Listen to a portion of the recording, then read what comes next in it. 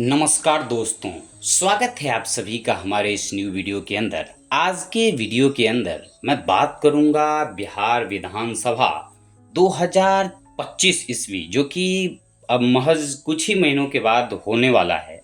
तो उससे रिलेटेड मैंने सोचा कि क्यों नहीं आज के वीडियो में मैं बात करूं कि आखिर दलित वोटों का सामाजिक द्वंद्व के बारे में, बढ़ता अवसरवाद के बारे में। तो शुरू से बात करेंगे। पहले बात करते हैं इसके शुरुआत की, परिचय की। प्रदेश के साथ साथ पंचायतों और जिला स्तर के चुनाव की राजनीति में पिछड़ी जातियों का वर्चस्व पिछले 15 वर्षों में लगातार मजबूत हुआ है। नीतीश कुमार द्वारा आरक्षण लागू करने की नीति ने पंचायतों में सवर्ण तथा दबंग पिछड़ी जातियों के वर्चस्व को तार तार कर दिया। दलितों और अति पिछड़ों के हिस्सों का आरक्षण तो सीधे सीधे प्रहार था ही। स्त्रियों को मिले आरक्षण में भी उन्हें अपनी पराजय ही नजर आ रही थी। तो चलिए अब थोड़ी विस्तार से इस टॉपिक के बारे में बात करते हैं। अति पिछड़ी तथा दलित जातियों के लिए यह आरक्षण ग्रामीण समाज में उनके बीच से नवधनिकों को पैदा करने का कारगर हथियार बन गया। आजादी के बाद मिले आरक्षण का फायदा चंद खाते पीते परिवारों और उन जातियों को ज्यादा मिला जिन दलित जातियों का संबंध कारोबार या शहरी समाज से जुड़ा था। उदाहरण के लिए आप तमाम व्यूअर समझ सकते हैं कि महाराष्ट्र में महार जाति के लोग सेवा कार्य में हिस्सेदारी के कारण बहुत पहले से ही शहरी जीवन से जुड़ गए थे, जबकि चमड़े के पेशे से जुड़े होने के कारण उत्तर प्रदेश में जाटव या रविदास जाति के लोग शहरी जीवन और नकद आमदनी से जुड़े थे। इसी तरह बिहार में रविदास, रजक, धोबी जाति के लोग भी नगद आमदनी से जुड़े थे। इन जातियों में जिन्होंने अपने पेशे के कारण शहर से ज्यादा नजदीक का रिश्ता बनाया, उन्हें पढ़ने लिखने वाली दुनिया में हिस्सेदारी का ज्यादा मौका मिला। इन जातियों में से भी जो लोग अर्ध सामंती बंधनों के तहत गांव की कृषि व्यवस्था से जुड़े रहे, उन परिवारों का आर्थिक सामाजिक जीवन काफी पिछड़ा रहा। यही बात लोहार, हज्जाम, बढ़ई जातियों पर भी लागू होती है। इसलिए शुरुआती आरक्षण हो या मंडल कमीशन, ग्रामीण अर्ध सामंती संबंधों में जकड़ी इनकी एक बहुत बड़ी आबादी आरक्षण के फायदे से पूरी तरह वंचित रह गई थी। पंचायतों के आरक्षण ने इन जातियों व वर्ग समूह के सामाजिक आर्थिक जीवन में एक नई गति लाई। देश के पूंजीवादी आर्थिक विकास ने इस वर्ग समूह के खेतीहर समाज में मुख्य उत्पादक किसान के सहयोगी की जगह सीधे नकदी तथा बंटाई लेकर खेती करने का बहुत बड़ा अवसर दिया।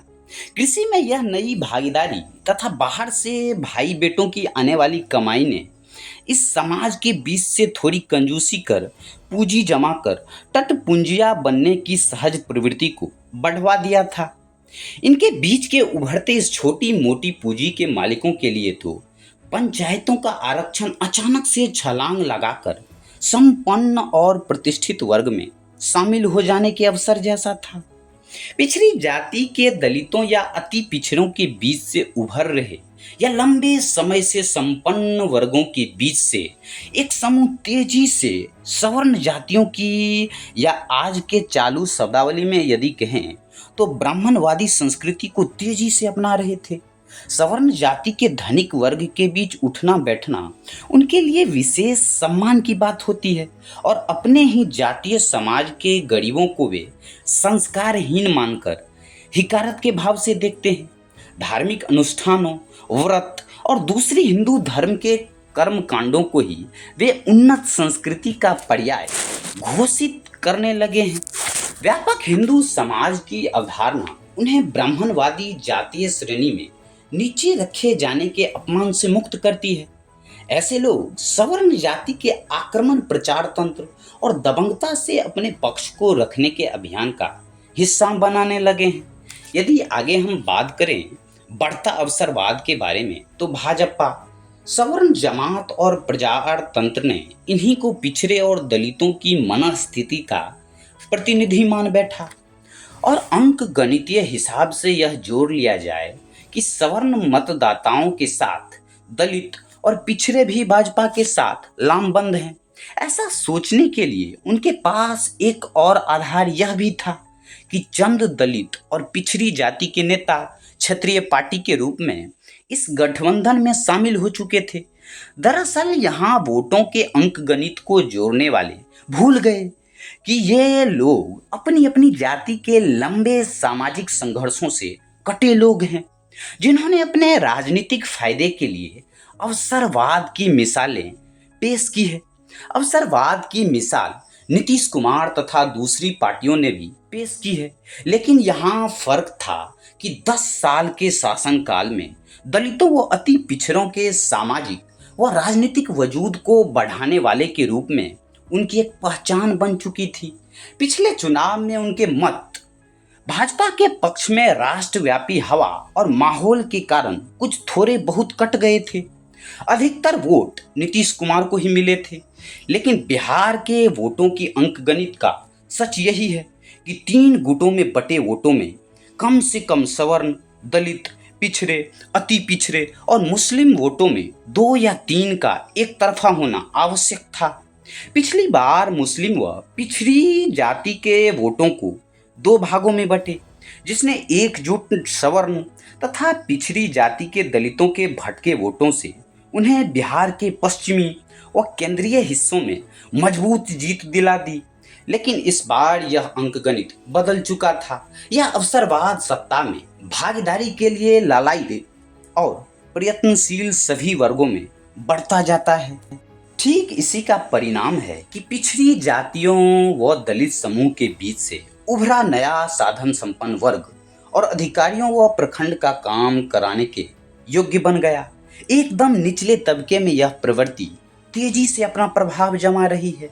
फिर भी यहाँ स्वीकार यदि किया जाना चाहिए कि जनसाधारण के रूप में यह वर्ग अपने अतीत के संघर्षों, अपने ऊपर हुए अत्याचारों और अपने समाज के साथ खड़े लोगों की यादों से अब भी अनुप्राणित होते हैं।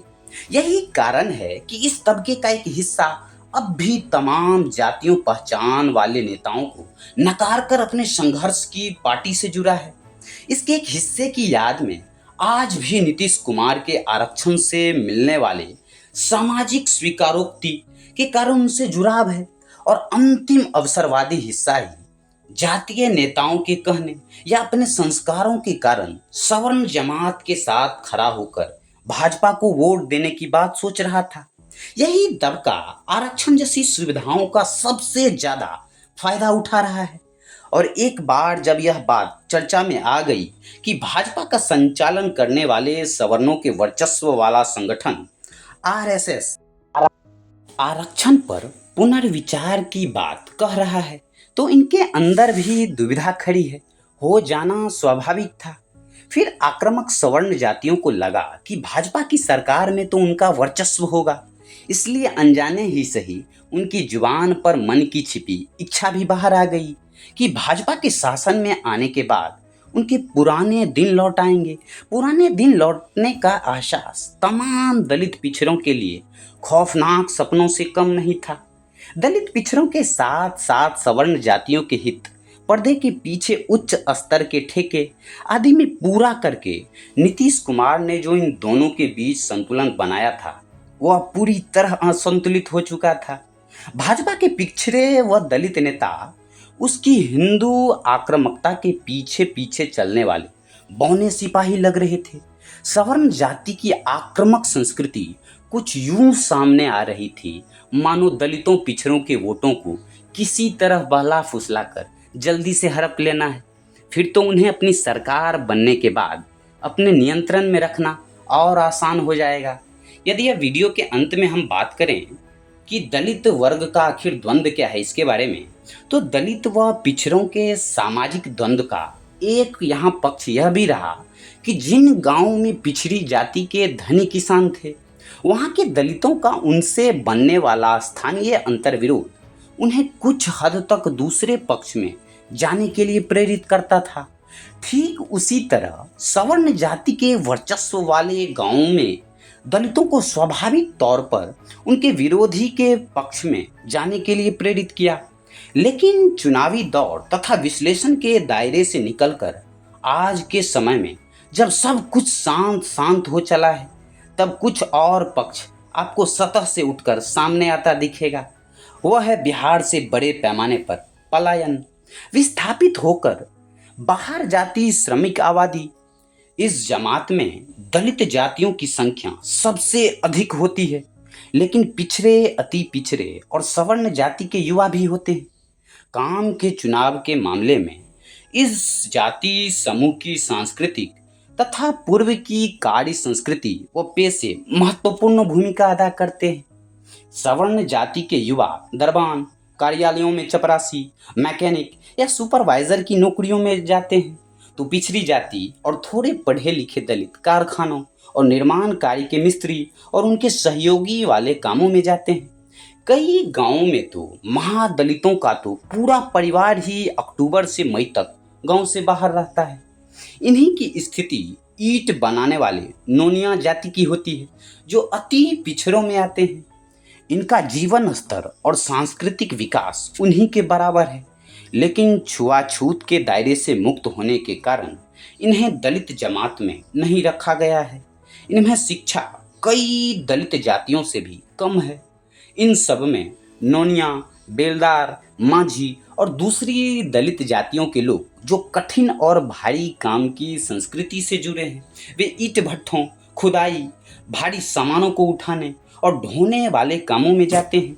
दूसरे प्रदेशों में बिहारी पुकारे जाने या पूंजी के मालिकों द्वारा शोषण व अपमान इनके जीवन का वह साझा पक्ष है जो इन्हें जोड़ता है। क्या हम इस बात की संभावना तलाश सकते हैं या ऐसी कोशिशों का हिस्सा बन सकते हैं?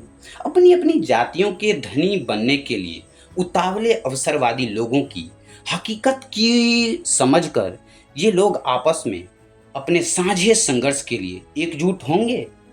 तो दोस्तों, ये रहा हमारा आज का वीडियो ऑडियो बुक, जिसमें हमने बात की बिहार विधानसभा चुनाव 2025 के बारे में, बढ़ता अवसरवाद के बारे में और दलित वर्ग का द्वंद्व के बारे में। आशा करता हूँ कि ये वीडियो आप लोगों को काफ़ी अच्छा लगा होगा। कुछ नई जानकारी बिहार चुनाव से रिलेटेड सीखने को मिली होंगी, सुनने को मिली होंगी। तो आज का वीडियो हम ख़त्म करें उससे पहले हम महालया जैक्सन की एक पंक्ति के साथ ये खत्म करना चाहूँगा कि विश्वास और प्रार्थना आत्मा के दो विटामिन हैं। कोई भी व्यक्ति इनके बिना स्वस्थ जीवन यापन नहीं कर सकता है। तो दोस्तों, ये रहा हमारा आज का वीडियो। यदि अच्छा लगा हो तो प्लीज़ वीडियो को अधिक से अधिक लाइक करें, शेयर करें, सब्सक्राइब जरूर करें और कमेंट सेक्शन के अंदर अपना महत्वपूर्ण फीडबैक, सजेशंस, वीडियो के प्रति राय, आगे आप किस टॉपिक पे वीडियो देखना चाहते हैं ज़रूर लिखें, ज़रूर बतावें। फिलहाल आज के वीडियो के अंदर इतना ही। मिलेंगे आप सबों से फिर कल किसी नेक्स्ट टॉपिक के साथ, नेक्स्ट वीडियो के साथ, नेक्स्ट ऑडियो बुक के साथ। तब तक के लिए थैंक्स फॉर वॉचिंग।